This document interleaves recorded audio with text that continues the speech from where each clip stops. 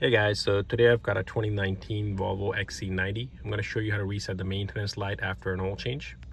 Very simple procedure. No special tools are needed. We just need this downward button right over here, ignition switch right over here, and then the brake pedal. So first thing we're going to do is turn the ignition one time to the accessory position.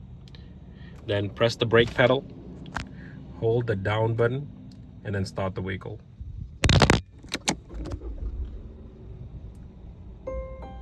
Let go of the brake pedal. Just pay attention at the cluster and make sure you keep on holding that down cruise button. Once the I button starts flashing, let go of the I button and the maintenance light is reset. You can confirm. Usually it will show a maintenance required sign. You can confirm by going in the menu right over here.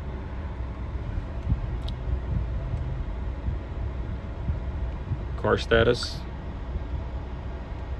There'll be a message in the messages where it says maintenance required. You can double check it in service. Next service due in 360 days and this many miles. Alright, so very simple procedure. No special tools are needed. Thank you for watching this video. Please support, like, and subscribe.